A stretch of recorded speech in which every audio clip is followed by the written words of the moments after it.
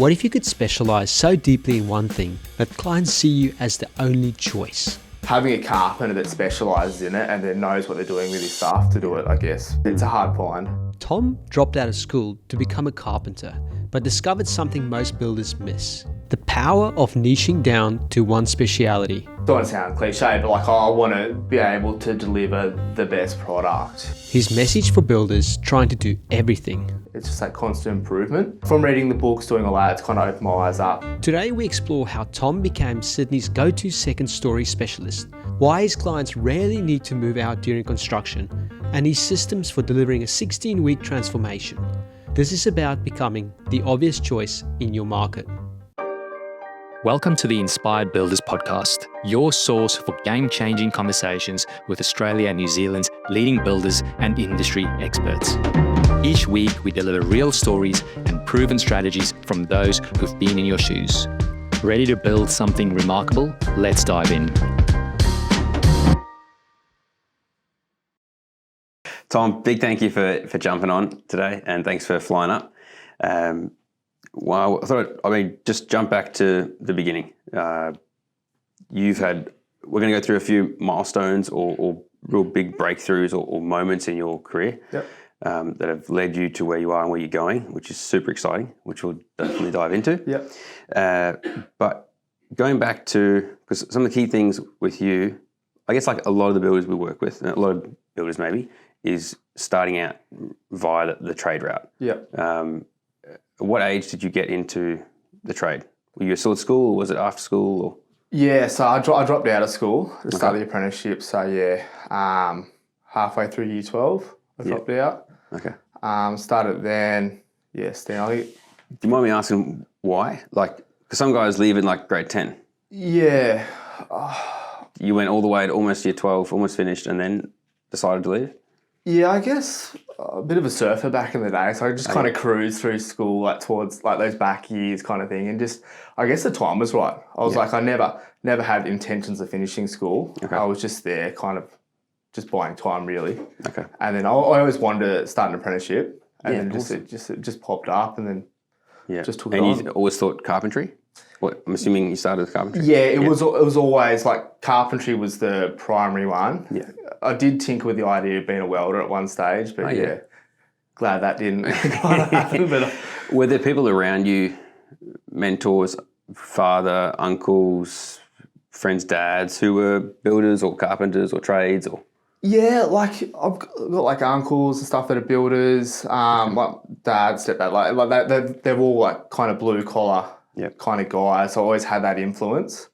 I guess it was just like it was natural that was going to happen. I was going to kind of end up in this industry. Yeah. So it was quite an easy decision for you when the time came. Yeah, absolutely. Yeah. And then looking back, would you do it differently? Would you, if you could tell Tom back then, grade 12, would you say anything different, do anything different, advice? Mate, probably not, to be honest. Like, probably not. Like like every journey, it has its ups and downs. Yeah. But I mean, like it kind of makes you. Yeah. And I'm glad you raised that, because one thing I always love hearing is the story. Yeah. And so I'm keen to go through yours. And it's always in hindsight. Yeah. It's easy to say, it all worked out. But I find it's, for the guys that we deal with, those who are driven and going after some goals, it's worked out because you've made it work out. Yeah. Like there are things that happened possibly outside your control, but you turn those lemons into lemonade. Yeah. To keep it, a simple analogy. Yeah. But yeah, when I look at your journey, it does look like, man, it all just, how amazing is that? Like that's a perfect recipe for what you're doing today. Yeah. But it didn't just happen that way. No, like I said, like it does have its ups and downs, and like I reckon, like looking back on it, like the best lessons are from like the downs. Like you learn from that, you become better, all that kind of stuff. In terms of downs, early on, so when you started your apprenticeship and you're going through that, what was a down there that you had to work through? Oh, I guess just like what most apprentices would face, I guess, just getting like ridden by your boss, like this, like back in the day, it's probably changed a bit now, but like just get like, fuck, hurry up, like get this done kind of thing, And as a young guy, it's pretty full on. Yeah. but you kind of push through it. And in hindsight, like it's the best thing that happens to you because it toughens you up. It gives you like a good exterior. You can face further challenges from that. Yeah. And then just small challenges like from that as well. Yeah. Throughout the way. Interesting hearing that. I came across a reel last night online, and this guy, I think he's ex-Navy SEAL, and this young 17-year-old calls into the radio station or podcast or something, and he's like, "Oh, I'm 17. I want to go become a Navy SEAL." And the guy's like, he's like, "What do you think I should do to prepare?" And he's like, "Mate," he's like, "Should I go join, the Navy?" And he's like, "Nah, man, go work 2 years in construction." Yeah. Yeah. He's like, "Oh, I thought maybe I'd go do like 4 years in the Marines." And he's like, "Yeah, or 2 years in construction." Yeah. It's not easy. It is. It's not easy at all. I feel as though like they've made it a bit easier these days. Okay. Like it's kind of, I mean, in my opinion, like kids have it pretty easy. But yeah, like having that tough love from the get-go, it definitely shapes you and builds you as a better person for sure. Yeah. And then typically, at some stage you have to go out on your own. Yep. When you start running your own business. For you, that happened pretty early. Yep. Was that always the goal? Or that, again, just sort of happened that way? Yeah, it was always the goal. Like, I mean, ultimately, I always want to become a builder. Yeah. Like initially the path towards that was pretty unclear. I didn't know what it was, and I always wanted to be a contract carpenter as well. Okay. So I guess it was a natural kind of thing. It just happened. Yeah. On that, because obviously our builders understand the difference. Yeah. But let's say some of your clients might listen to this, which I hope they do. Explain what is the difference between a contract carpenter and a builder, because there's a big difference. Yeah, huge difference. So a builder, I mean, you're looking after the whole project. So you're managing the whole, like it's your build basically. Yeah. Managing all the trades, dealing directly with the client, doing all that. Whereas a contract carpenter, you're a carpenter, you're a trade, working on contract rates, all that kind of stuff. Okay. And you're coming in to do what would a carpenter come in and do on a project necessarily? If you looked at just that vertical. Yeah, so I mean that can get branched off Okay. in various, like you can have a contract could handle like the whole thing to lock up basically, which is frame. For us it's floor, frame, lock up, cladding, all that, and then even fix out. But then if you go to the project guys, the project builders, they'll break it up into Like just framing, just roofing, and carpenters that just do eaves kind of thing. Yeah, okay. So it's pretty like it's subordinated, like right. yeah. But a builder, start to finish, The whole manage thing. it all, Yep. and it all comes like the buck stops with you, and Exactly. responsibilities on your shoulders. 100%. Yeah. Yeah. What was that when you stepped out on your own and you started out as a contract carpenter? What did that look like? Was that an easy to step out? You had work lined up, or where did work come from, or what kind of work were you doing?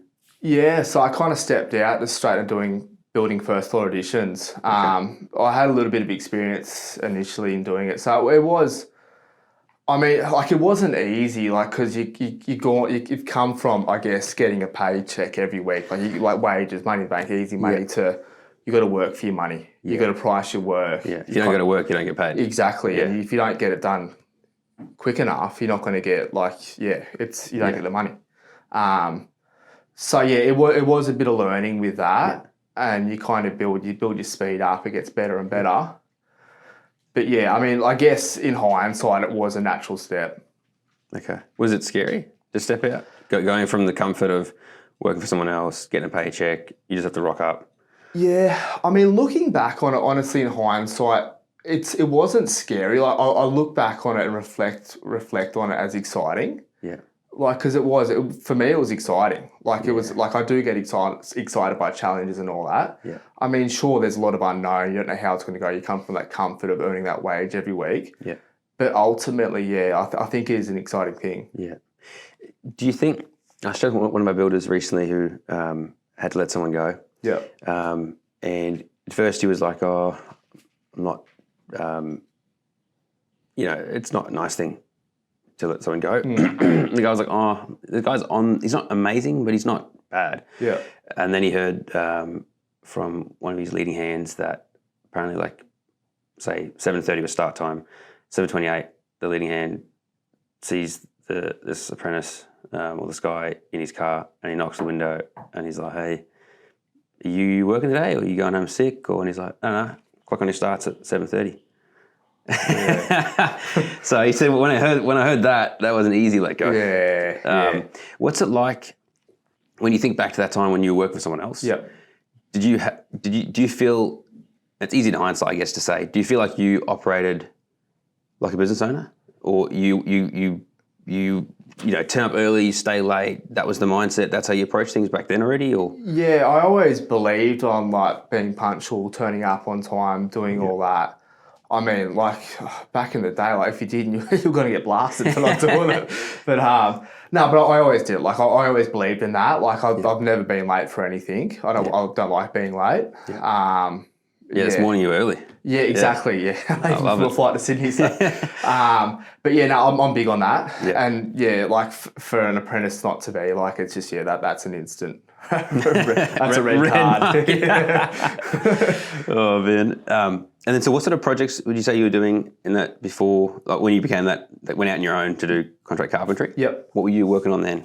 Well, the same as what I'm doing now, basically. Okay. So yeah, first floor additions, the odd ground floor. Okay. The odd ground floor addition. Yeah. But yeah, mate, like pretty much just what I'm doing now. Did you have any experience? Because you specialise in second story additions. Yeah. Did you get any exposure to that when you were doing your apprenticeship? Yeah, we did a few. Okay. Yeah. And then you went out on your own carpentry-wise, and then were you contracting to mostly one builder or several builders, or? Mainly one. Okay. Yeah. Okay. I guess doing the stuff we do, it kind of works out that way just because it's just like the builder usually has a lot of work and I just like... It's quite a niche. Yeah, exactly, yeah. And that's a big thing too, because it's having a carpenter that specialises in it and then knows what they're doing with his stuff to do it, I guess, quick enough, all that kind of... It's a hard find. Yeah, just going back to what I said earlier in terms of looking back in hindsight, it's like, wow, everything just seemed to pave its way to what you're doing now, where you're going, and what you've achieved. But getting that exposure as a carpentry contractor, specialising in second story additions, that is pretty cool. At that stage, you think, this is something unique. I like this space. I want to continue and drill down and double down in this space. Yeah, mate, you pretty much summed it up. Like, I think initially, like, I like the idea of doing it. Like, I thought it was cool, probably because it was niche. But like at the time, I wasn't thinking, oh yeah, I'm gonna go this. Like, I probably wasn't that educated on, I guess, a business sense at that point. But yeah, you're right. Like as time went on, and I was doing more and more, it was like, hey, like we specialise in something here, and you look around, there's not a lot of other guys that can do it well. Yeah. And it's like, even if I was just to say carpenter, like I'm always going to have work because it's just hugely in demand. Yeah, the niching. Talk me through your thinking on niching, because that's something that we're big on, helping our guys go, look, it can be hugely beneficial if you niche. It makes, from obviously a marketing perspective, the message much clearer for your audience, rather than being a generalist. The example I often use is like, if you've ever been to like a network breakfast or event, you're around a table and someone goes, oh, what do you do, or who do you help? Maybe I know someone. And then if you say to them, oh yeah, we're builders and we do anything. We can, no job's too small or too big. We can do a deck or pergola. We can do a new home. That person's going to go, oh, I just fell asleep and I don't know anyone. Sorry. Whereas if you go, we specialise in, the more specific you can be, it's like, oh, Jack and Sally last week actually said to me that they got another baby coming. They're thinking of building up. That's perfect. But so many people have that scarcity mindset, I think, of, if I go too niche, I'm going to miss all the other work. Yeah. What's been your experience with that? Oh, like it's huge. I mean, like you just see on the questionnaires we do, like 8 times out of 10, like in that box, like, why do you consider building with us? It's like, they're like, will you specialise in this? Yeah, okay. So it's huge. And like, yeah, you're right. Like you can, with your marketing and stuff, it works because you specialise in that. Yeah. Clients want to come to you because you know how to do it efficiently. It's massive, yeah. Yeah. Talk me through this niche in the sense of what are some key things that, because we can talk, someone who doesn't niche or hasn't niched doesn't understand just the level of efficiencies you can build. Yeah. And I'm talking, this is my perspective, I don't know anything about the building side, but obviously the efficiencies on approvals, the efficiencies of where you can overlay on a time, what trades can be doing the things at the same time, Yep. how to communicate to clients. That's a big thing. If you're specializing in a certain thing, your language to them, understanding and foreseeing the concern that they're going to have before they even raise it. Sometimes they don't even raise it, but you can raise it and go, this might be a concern of yours, but it's something we deal with all the time. We're going to have this in place that's going to help mitigate that, keep you and your kids safe. Yeah. Talk me through some of the elements that come with niching in second story additions.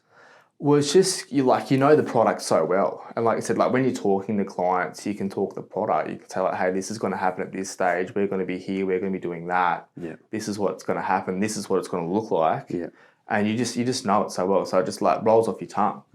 By product, you mean putting a second story on a house? Exactly. Yeah. And I look at it as a product. Like we're giving them a product, which is our thing. And like you said, like it'd be a bit hard if you're hanging a door for Bob down the road, or you're building a deck for Jill up the other end of the street. You're doing everything. Yeah. So you're trying to, and then you see those guys in the back of their ear, like we do new builds. Oh man, yeah. I try and get a photo of it every time, Yeah. and then I'll send to the team, and it's like, this is why we need to tell our builders to niche, because that's confusing. Yeah. Okay.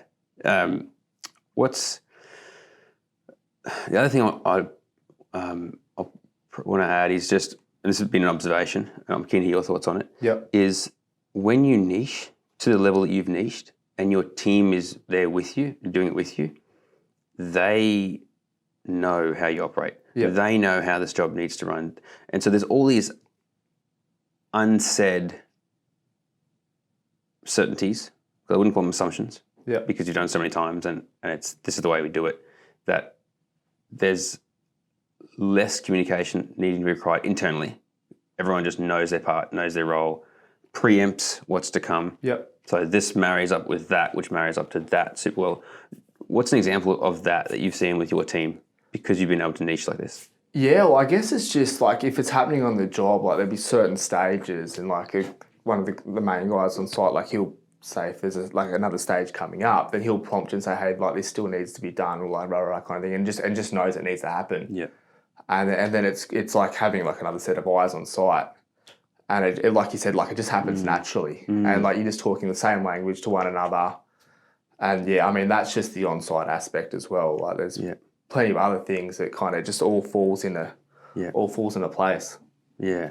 That's amazing. What's from a client's perspective, what are they seeing and hearing? And go into as much detail as you can. Yep. Because I'm keen to hear, but I want some other builders to understand what it's like from a client's perspective, potentially, when it comes to niching. Oh, look, clients love it because, like, I guess, like I said, like you're specialising and you can do it pretty quickly. And then, especially at the start of the job, we'd usually rip the roof off, floor down, walls built, roof pitched, hand pitched as well, and cladded, fully locked up within 2.5 weeks. So what? So clients are looking at that, especially everyone in the street, and they're like, "Wow."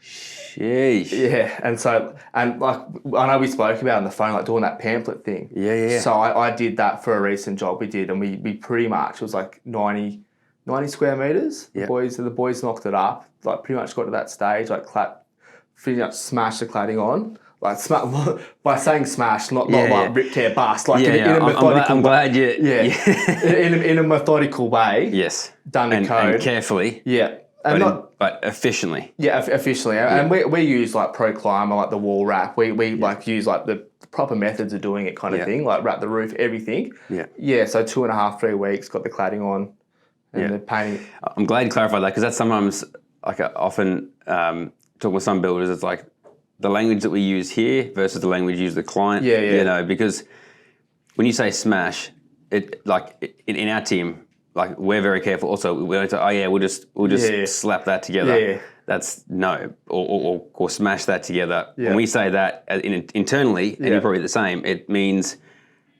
focus, get it done to the best you possibly can, and no distractions. Now, go. Yeah. So I thought I'd just clarify that. Yeah. All good. But yeah, I mean, like usually, like even if it's raining and stuff, like we've got methods of like working in under tarps to get the floor done, all that kind of stuff.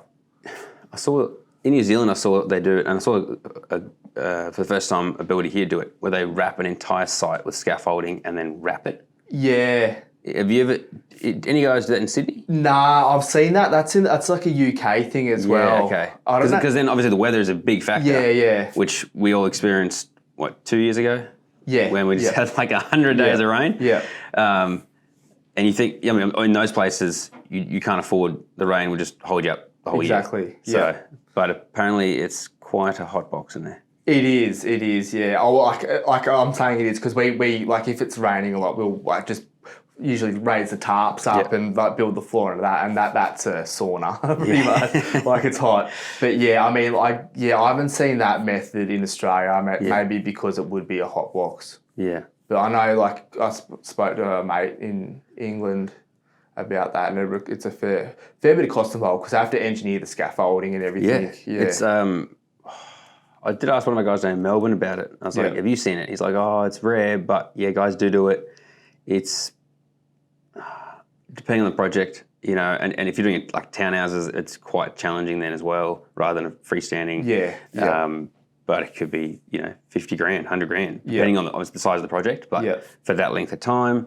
But if someone's building a $4 million house and they want it now and they have the money, then makes sense. 100%. What have you found as well, just when it comes to niching, having niche in it for so long? Because this is not it wasn't a decision you made 6 months ago. Oh, there seems to be a bit of work around here when it comes to second story additions. How about I do that? This has been a decade plus of specialisation. What's something you've seen because of the length of time you've spent in the space? I guess like just evolving in it. That's a big one. Yeah, I mean, you see like different like codes and stuff would be one that come and go, like different ways of doing it. Like stuff around planning that changes. That's a big one. But like I guess in the way we've built them over the years, like that hasn't changed. We still probably do it the same way the guys did it back in the 80s kind of thing. Yep. But yeah, like I'd say around planning is probably the biggest thing that's changed, I reckon. Okay. And when it comes to, I know you and I were discussing this just earlier off camera, there's huge opportunity in that pre-construction phase. Yep. Especially with your kind of clientele that come to you, they love what you do, you're the expert, you're the specialist. Tom, we want to put a second story on, where do we start? You know, can you help us with some designs, or do we need to talk to someone? What does that look like, and how do you manage that process? Yeah, so I've got a designer that I pretty much like. We've got so leads will come to us. We've got like a questionnaire. I fill out that kind of thing, and then I'll like as soon as I'll get the notification, and like I'll look at it first to make sure it checks out. Then if that's the case, I'll pass it straight on to the designer. He'll then call them, go out and talk budget, do all that, and then just measure up and deliver them a design after that, pretty much. If we sit here for a bit, because this is something, I'm sure you've heard it as well, one of the biggest challenges in the industry at the moment is something gets designed, it's way over budget when the builder prices it. Yeah. We've had some architects on recently discussing that, because we want to hear from both sides of the fence, of the table. And the great thing to hear is it's a collaborative process. Yeah. You need to have a good team at the front end. Yeah. I've got someone coming in 2 weeks to discuss more about it as well. But from how does that work, and why does it work so well with the designer that you work with, in-house, when it comes, and how are you able to manage that budget really well? Because that would be a big concern for clients. 100%, yeah. I mean, we established the budget pretty early on. It's one of the first discussions. With the designer, he's he's been designing these for years, so he's pretty familiar with what they're going to cost and all that. But I have my input, and like I said, we do collaborate. It is a collaborative experience. I kind of value manage it as well. Like he'll put it to me for my feedback and just say, hey, look, if we put the wall there, then what that might introduce a steel beam, which is going to jack it up over their budget. So. Yeah, that's just like some of the. So you guys are talking before design goes to a client. Exactly. Yeah. Just to I guess sidestep those issues. I would imagine it helps him being a part of your team. Yeah, it's a big help. So you, off the bat, you're working on the same goal. Have you ever come across with him or others when it's like, oh, they're offended because you're changing the design?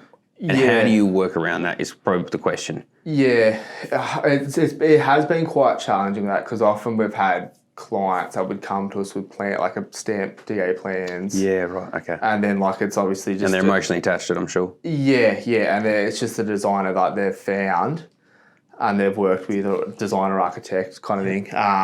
And then, like I had no input with that designer during that process. So you kind of get to the point where you're building it and they don't have the right build-ups for services like in their floor. So you're like, hey, look, we got to change this a little bit. Otherwise, we're going to tank all your ceilings and you're like it's going to be like a pretty much a mass scale renovation.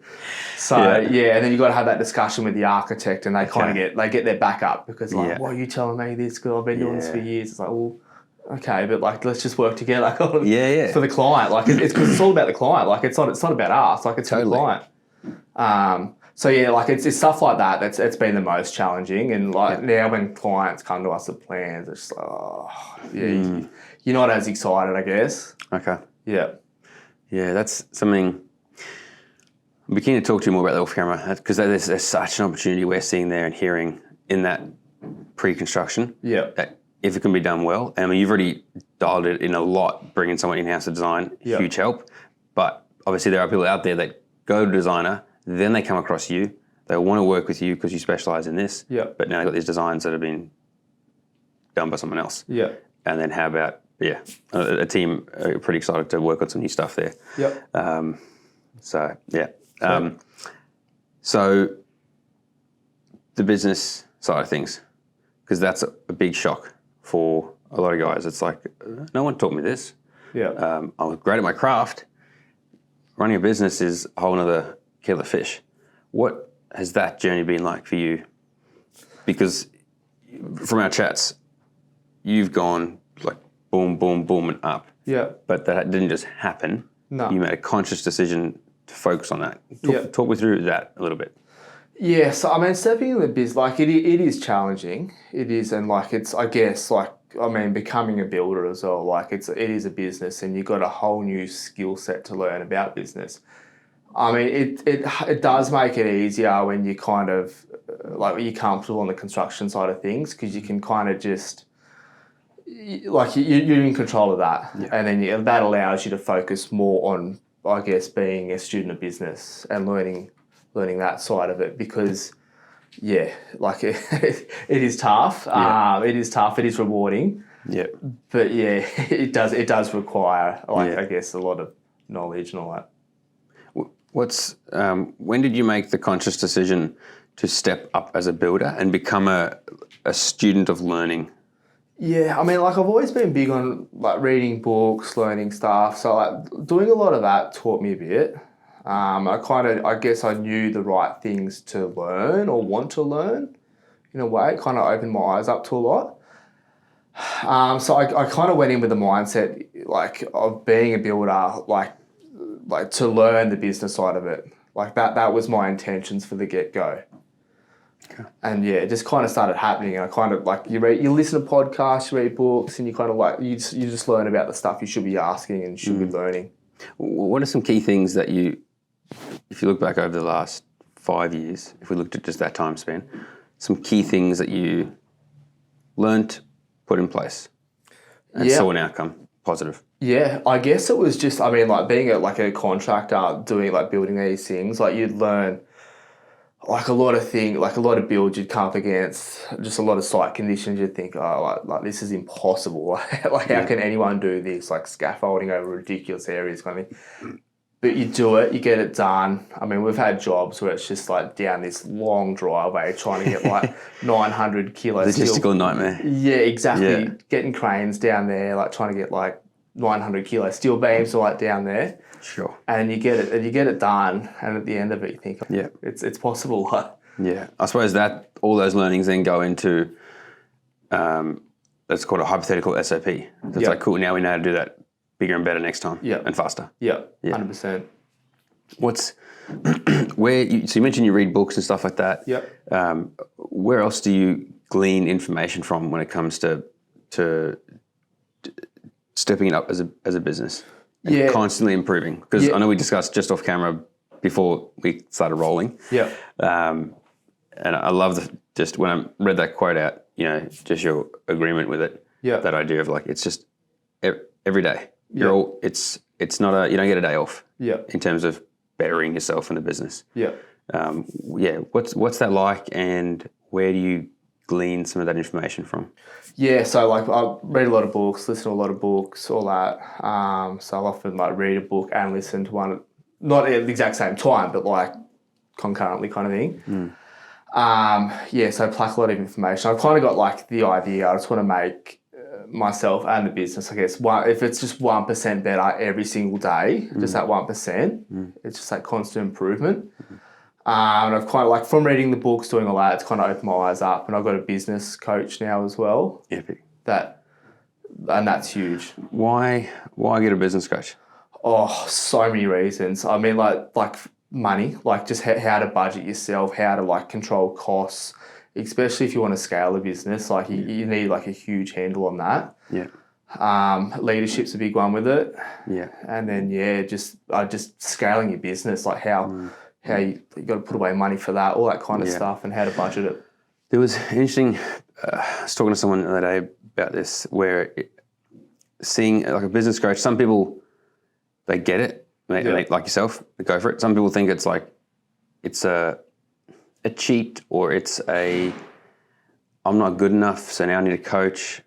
But it's like, all right, what about your top UFC fighters? Yeah. What about your top footy players? Yeah. Your top Olympians? Do they have coaches? 100%. Right. Yeah. And it's like, look at a coach more as someone who is there to push you to reach a potential that you didn't think was possible, to reach even greater and do things even better. And it's like, why wouldn't you? Yeah. And the same goes for, I think this discussion was with someone when it comes to mental health, like going and seeing a psychologist or someone. It was like, what if you don't see it as, I need help? What if it was, I want to be the very best person I can be? Yeah. Look at them as a coach. You want to be that top athlete? Mentally, that's 90% of the game is up here. Yeah. Why would you not get a coach for that? 100%. And like you're fine tuning it as well. Like the coach there to fine tune you. I think like, especially with the building industry, like when you first start out, like it can be a lonely place. Like and like having a coach and like all that, like it's good to have, like, because not everyone has people to bounce off. Right. Yeah. So like having that coach, like someone there just to kind of, like not necessarily vent, but just to kind of get it all out. Because it's full on. Like it can be tricky. So if you got someone to kind of as just a soundboard, you can just kind of, I guess, speak your mind of what's happening. Yeah, it's huge. 100%. As a business owner, and then being a builder business owner, is pretty unique. Yeah. And often the guys we talk to all the time, it's very rare you've got guys around you that understand it, you can talk to. Your family doesn't understand. Your friends might not be in that same space. Yeah. Even if they're a trade, it's still different. Yeah. Even if they're a business owner, it's still different. Yeah. And then even like your partner, your wife, even them, they're not going to understand. And sometimes you don't want to burden them with stuff. So it is so important to have a coach or have a community or have a group, to be a part of. And it's just like, it's not even just the building side of it. Like it's not just how you like swinging a hammer. Like it's the stuff behind that. Like it's the stuff, like the pure business stuff that is involved, like that's required to run the business. And like it's not often that you can find someone to talk to about that or just kind of like relate to someone about that. Yeah. like you can strike up a conversation with someone on site about building a house or whatever, but like just having that person that you can like just like I said, just get it all off your chest, just like and just talk about what's happening. Yeah. One thing I'm always blows my mind, and the more I learn, the more I realise there is to learn when it comes to just how much you guys are doing behind the scenes. Yeah. And to a degree, a client doesn't need to know it all. They're paying you not to know every little nut and bolt behind the scenes. Yeah. But it's like that analogy of the duck on the water or the swan on the water, where on top it's smooth. Perfect. That's what the client's journey should look and feel like, enjoyable. Yeah. But underneath, you're running things, I say smashing things, but you're pushing through things really well. Yeah. And some people use analogy, I think, as like a flurry and going crazy. Yeah. But if you've got the right systems and process in place, you're busy, you're running things quickly but efficiently and well.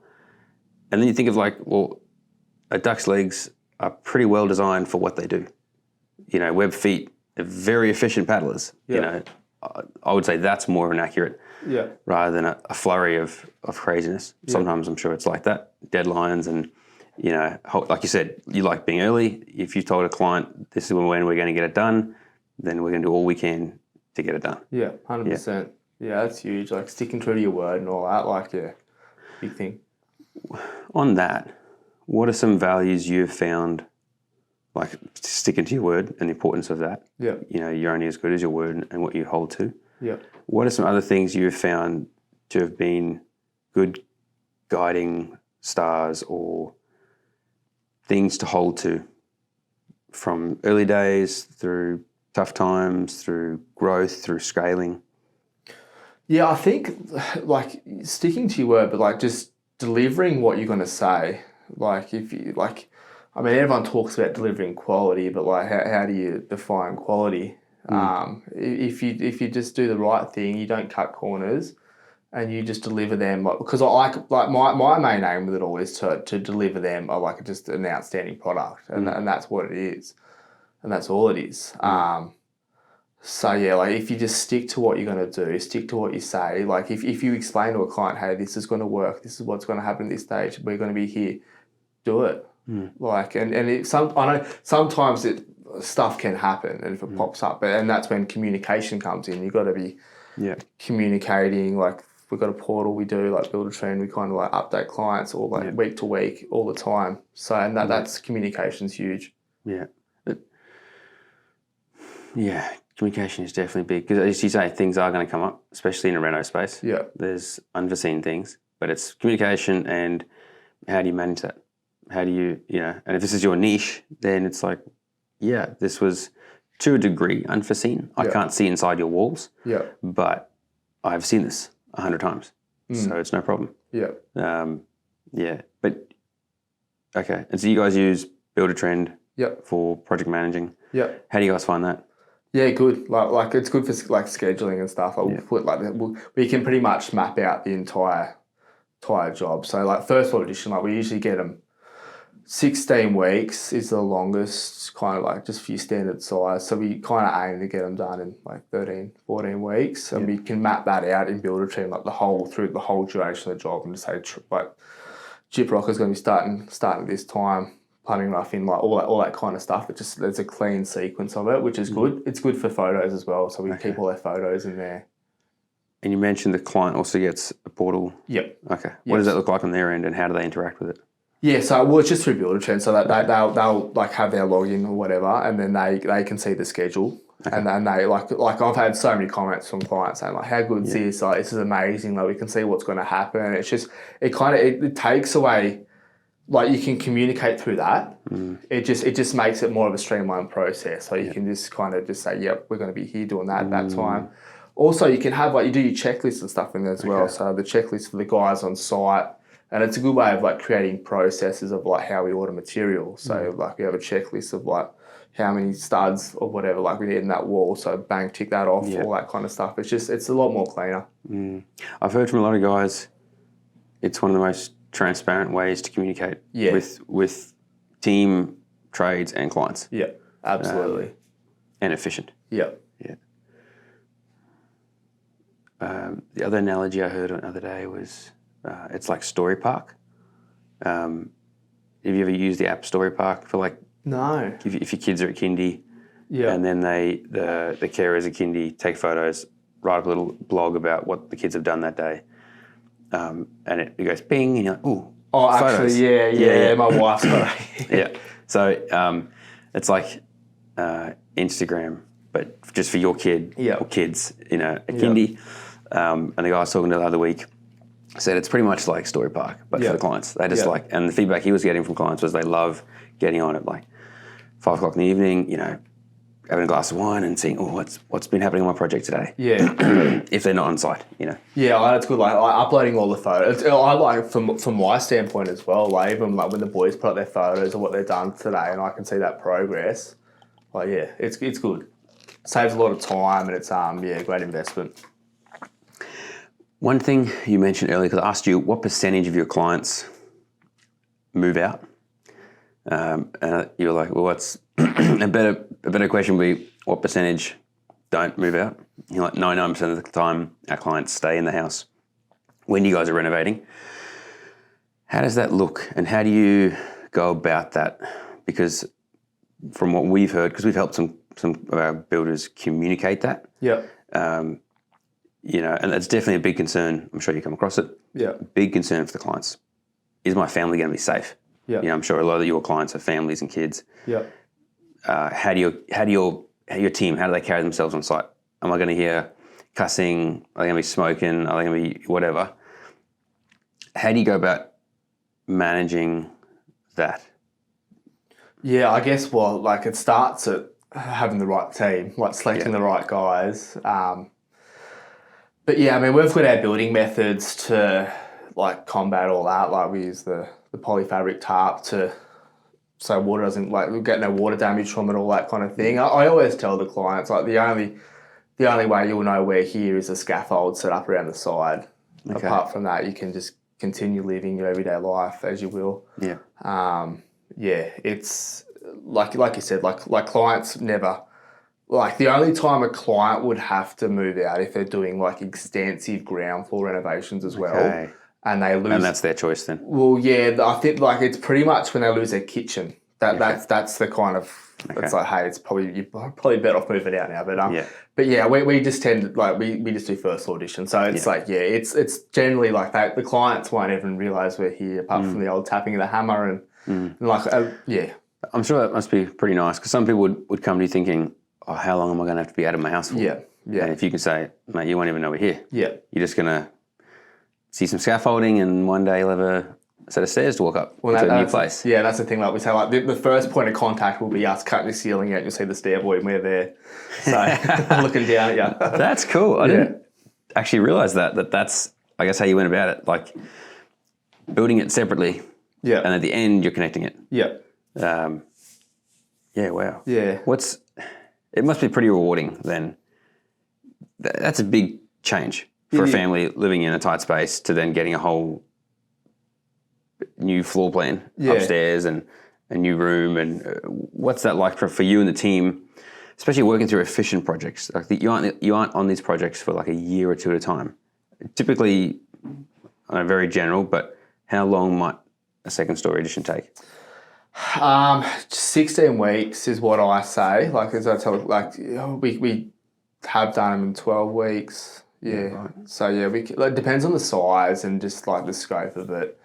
For your your 50 square meter parents retreat, which is like the ensuite, master bedroom, all that.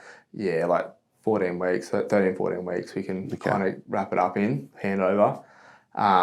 But yeah, like you said, like it's almost like an independent thing. Like we'll build it on top. Everything's just built off the ground floor walls, and then it's just like when we cut at the stair void, that's when we kind of make contact. So I just have this image in my head of like a spaceship going out to like the International Space Station. Yeah, and it's like, and the door opens like, hello. Yeah, exactly. Yeah, but yeah, I mean, we'll often have like the whole upstairs like sheeted, architrave, everything. Like it's all pretty much finished. And then just that last bit, you cut the ceiling out, cut the stair void out. Yeah. What's it? You mentioned choosing the right team. Yep. That's very, very important. How do you go about doing that? I guess I'm big on I'm big on people. People don't necessarily have to be the most talented. I'm big on just genuine people, and I look at leadership skills as well. Like if someone displays that kind of stuff, that's a big plus for me. Mm-hmm. But yeah, because the skill set you can teach them. Exactly. And like if you're willing to learn, you want to learn, then the skill set will come. Like if you want to face it. So yeah, I'm big on that, just like a personal kind of approach to it, I guess. And do you find your team that you have built and building do they find it rewarding, what you guys are doing and the impact you guys are having? Yeah, 100%. Yeah. Yeah, no, they do. The feedback we get from them, like they love it. Like they love seeing the whole process as well. We've got a few guys they've done it for a while as well, so they're pretty familiar with it. But yeah, like you never lose that satisfaction at the end of kind of creating this space and turning this house into this bigger house, I guess. Yeah. So yeah, it's always they love it. You're pretty driven, and there's some epic goals you have for the future. What excites you most, and where is Next Storey going? Yeah, just scaling it. So the goal is to scale it. Yeah. What does that look like in sense of? I could be putting words in your mouth, but I know we've had chats outside. Yep. You are on your way, wanting to be, and on your way to becoming the best, the top second story edition specialist in Sydney. Yeah, that's my goal. That's the end goal, and I want to do it by. Don't want to sound cliche, but I want to be able to deliver the best product. Yep. I just don't want to be the one that has the most work. Yep. I want to be the one that's just continually pumping out the best product. Yeah. And when you say product, just to clarify that, because I know we've talked about this as well, when you, Tom, say product, you are talking about the journey that a client goes on and what they get as an outcome from first point of contact right through to living in their new home. Exactly. That's the product. From concept to completion. Yeah. Yeah, I think that's important to identify. Because some people say product and it's like, oh, you mean the wood? An architrave on the wall. Yeah. No, it's it's just literally I just want to create the best upstairs edition. Yeah. And just create that seamless journey. And just with no hiccups, just from the very first second they get in contact with us to we're giving them their gift pack at the end when they got their new edition at the top. With that being the goal, what's it like then, your approach to the next client that walks through the door, or the approach to the next hire, or the approach to what products you choose when you have that goal in mind? What's that like? Yeah, I guess just being above, on top of I guess just the industry, just knowing what products to use. We use like I said, the Pro Climber method, just little stuff like that to kind of just set yourself apart, I guess, from other builders that do it. But yeah, and then hiring is huge because you'll never get there without the right team. You're never going to be able to do it by yourself. So you need the right guys in place, and then you just teams. Yeah, probably the biggest thing. Yeah. You keep mentioning the Pro Climber, what you guys do there. Talk me through what that is. It's a wall and roof membrane that we use. It's good for us with a membrane. What's that? It's the old term sarking, the old fall. What's that? It's like the wall wrap. So you wrap it on and staple it, protects stops the moisture. So when I put the timber frame up, I then wrap it. In this wrap. Yeah, it's like a wall. So it's called a wall membrane, and then you put it up fix it to the walls. And what is it doing? And why is this product better? It stops moisture. So it's it stops moisture getting into the frame. It stops mold. So it's all about preventing mold, and it's got that thermal aspect as well. Okay. So that's where it kind of sets itself apart, Pro Climber, from I guess your traditional foil sarking. Okay. Because it's it just combats the thermal aspect of it. I mean, you can go to the next step, which is the full passive house. Yeah. But I mean, for what we do, because you got downstairs, you'll never achieve that passive house. Yeah, that's true. Yeah, you'd have to do a pretty major, substantial renovation at the bottom to create a full passive. Yeah, that's different standard. Okay. Yeah. Wow, man, epic. Well, yeah. I mean, I feel like you've answered a lot of my questions, man. Is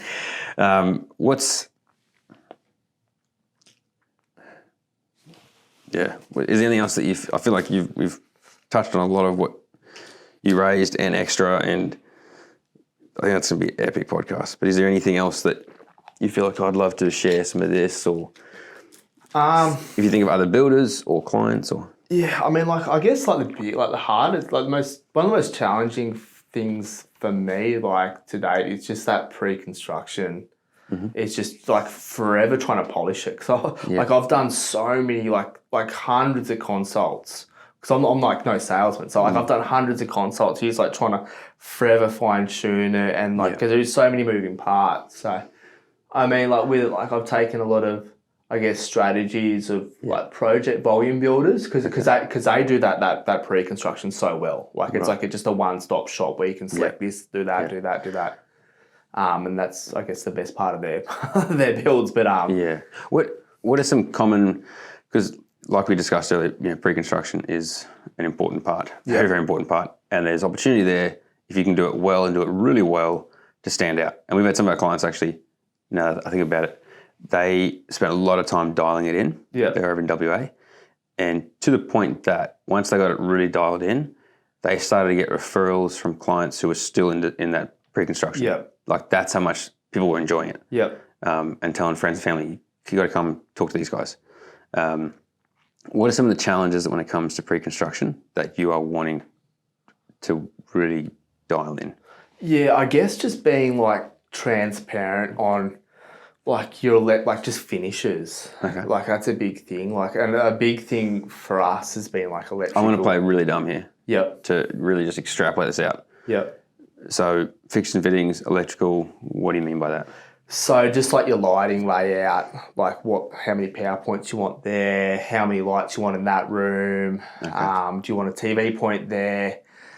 That's been the biggest thing on like getting that down pat in the pre-construction process. Why is that important?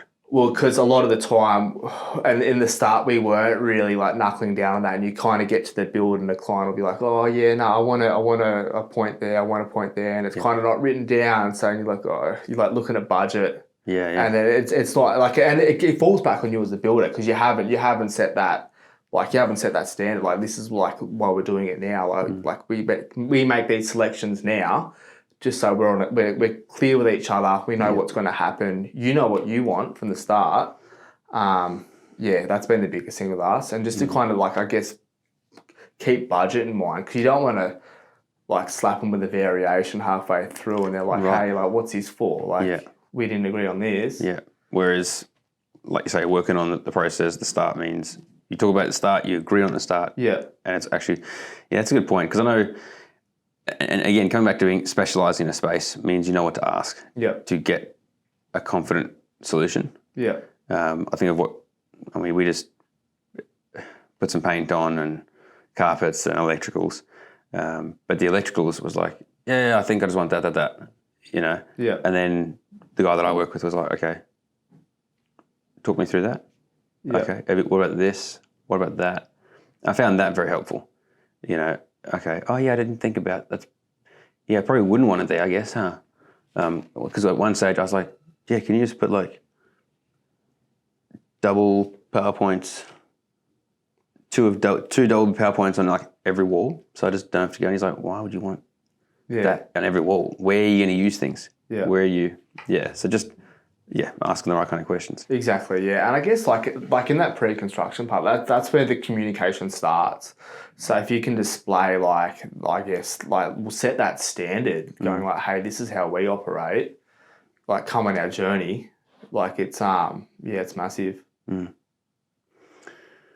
Where do you feel like the pre-construction as an industry there's the biggest opportunity? Yeah, I guess collaborating with designers, like we said, that's huge. Like I suppose like builders and designers ultimately like need to be doing it. And collaborating with the homeowner as well, because like it's a three-way team. Like doing that, like because everyone wants the best outcome. And just having like just clear processes within it and just following that that same way of doing it every time. And just like, I guess as a builder, like you're making it easy for yourself by doing that because you don't have to think, like you're not like scurrying around going, Yeah, I have to like do this now, or what do I have to do next? Like you just kind of got to follow that clear standard. What about selections? Because that I've heard often clients can get hung up on that, and you have the challenge where clients like, oh yeah, or a builder will say, yeah, you go choose and you tell me what you want, Yeah. and it's just like putting a kid in a candy shop the size of a stadium. Yeah. I mean, this is one of the biggest things we've been trying to work on, and like fine tuning it a lot. I mean, we've got a spreadsheet. So like we've got a spreadsheet and it's literally got like everything listed. So like different types of cladding, different gutter profiles, everything. So it's a spreadsheet we send to the client. Yep. And beside that as well, like another column, it's got links just as like examples. So like and drop down boxes, so you can just literally click on it, drop down and select what you want. Just put it to that, and then they can sign off on it at the bottom. And it's all there. Like it's all written. It just makes the process so much easier. Do you ever work with? Does a designer get involved in this, or do you ever work with an interior designer?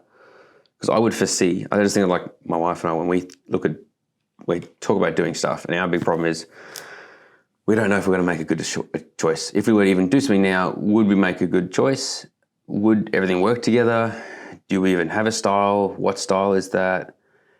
Do you ever come across that problem? And yeah, a little bit, but you just gotta provide clear examples like that. That's the biggest thing. I mean, like selecting tapware and stuff's another big thing as well, because that can kind of be a bit of a chink in the process if that's not done at the right time, because the plumber can't rough in or whatever. But yeah, like I said, like just forever trying to fine tune that process on how to make it clear as day for the client to make a decision. would you ever bring someone in-house or JV with someone? Yeah, ultimately, I think like once we get to a certain size, I'd like to have like a selections coordinator, someone like in that aspect, like just their job is to walk the clients through and make it as easy as possible for them to make a selection. Yeah. I mean, like I don't think we're ever going to have like the display home like the volume guys have, but yeah, like it's just ways around it like that, making it just as easy as possible for the client to make a decision that they're happy with. Yeah. Yeah. One of our guys, he's not in the volume space. He'll give his clients some homework and kind of give them like a sheet to work off. Yeah.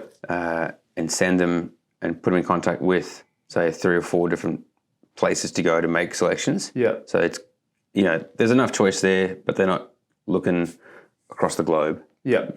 And then briefing the person who's going to receive them there on what they're trying to achieve on budget, so that they can then guide them as well. Yeah. And then a few things there helps them make clear decisions. They've been guided because there's someone there who's informed. It keeps them on track, and it gives the client homework. Yeah. He's found it gives the client homework to become more emotionally attached to the project and him. Yeah. And because they have homework, they're too busy to go shop around. Yeah. In terms of builders. Yeah. And so by the time they've made their selections, they're just emotionally, gumboot deep going, this is what we want, and we've loved the process so far. Here, let's do this. Yeah, I mean, you're building that experience. Like another way we do it as well, like we kind of just say, hey, like, I mean, like we need to make these selections at this point, just so like we've got your job mapped out in Builder Trend. Like these selections need to happen now, so this can work, and you're going to get this at that end date. And they kind of see that and like, oh, okay, yeah, cool, let's do it. Yeah. Forever fine tuning it though. Yeah. What's been, because we're big on mindset here. Yeah. And when we look at our top performers, mindset's a big thing. What of your mindset are you really grateful for when it comes to, obviously you weren't born that way, you've worked on it. Yeah. What has been something mindset-wise that you're grateful for? Yeah, I guess just perseverance, like just sticking to it. Like you're going to have those days where like stuff just does not go right and like it goes pear-shaped, but like you learn from that and you get better. And if you just persevere and just keep doing it and you're happy doing it as well, ultimately, like it's gonna work. And that's the when I reflect on like where I've got to so far, like that's definitely like the biggest thing that you can see yourself getting through those problems, like whatever, and then getting better from it. I like that. And like reading books as well. Like reading, I'm big on reading books, like I said. So like reading that's a good way just to kind of, and just like for me, like as well, like I said off air, like walking to work. I've been walking to work, and that's been a big way for me just to clear my head. Just to be alone with your thoughts, or not necessarily be alone with your thoughts, but like listen to an audio book and just kind of clear your head. Get your thoughts clear. Exactly. Yeah. That is so powerful.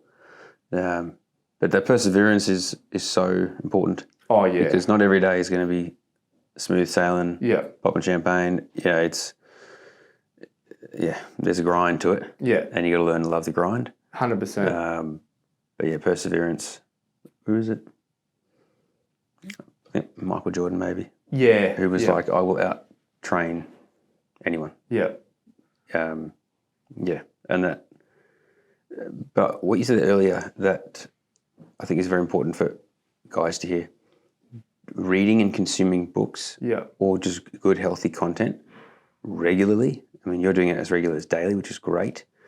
I find, and this is something you'll find, I think, from what I've consumed, whether it be in consuming good content, whether it be in, consuming, religious stuff or anything, if you are consuming it regularly, that then makes up a large part of your psyche and how you think. Yeah.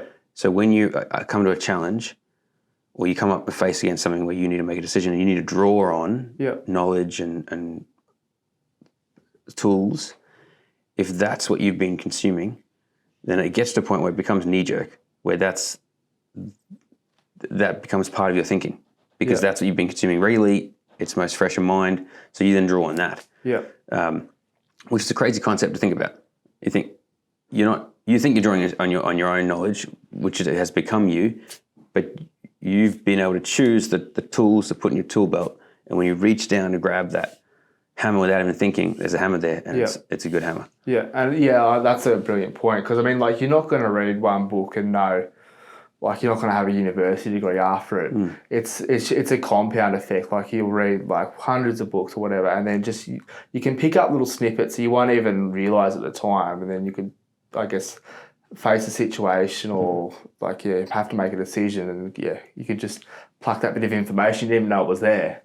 Yeah, that's true. If I think back now, sometimes there'll be in a scenario where something comes up and there'll be like, I'll have a thought of how I would handle that, and then the person next to me will be like, oh, I'm thinking maybe this, and I'm like, why would you do it like that? That doesn't really seem optimized, and my brain doesn't go, oh, this book, this page, that chapter,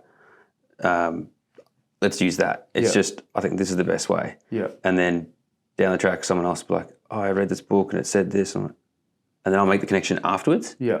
But it comes like, where are you, the reservoir that you're building of knowledge and that, where is it coming from? And what are you filling with? If you're filling it with crap, you've got a reservoir of crap. Yeah. Versus if you've got a reservoir of good, healthy, clean, pure drinking water. Yeah. Makes a big difference. Yeah, 100%. I mean, and like, you got to, like you do have your challenges, but at the same time you do have your wins, and you've got to give yourself little pats on the back kind of thing just to stay on top of it. Yeah. But I mean, like, it's a continuous journey. Like, I've by no means, like, I've not arrived at the destination. I'm still on this journey as well. How do you go about doing that, celebrating wins? Do you have milestones that you go, cool, this is either point in time, I'm going to look back and reward myself, going away on a holiday or something like that? The reason I ask this is because my observation has been the guys who work with are the guys who are like yourself, they're driven, they're going after goals, and that's who we love working with. But the tendency there often is, these are my goals, I'm going after them. In order to do that, I need to better who I am. Yeah. Therefore, I'm looking at where are my inefficiencies, where are my mistakes, so it can become this habit of looking at the faults, because that's what I want to improve on, to get more efficient, to get better. How do you navigate through that so that you are celebrating wins, you are patting yourself on the back because you have come a long way? Yeah. And continually move. Yeah, well, I guess it's just like identifying like where you've done something right. Like, you can just like, you might not even plan to do it that way, but like, it's like, hey, but like, that worked out, like, well done. Like, how good's that? And then just, I guess, just reflecting on it and, like I said, giving yourself a pat on the back.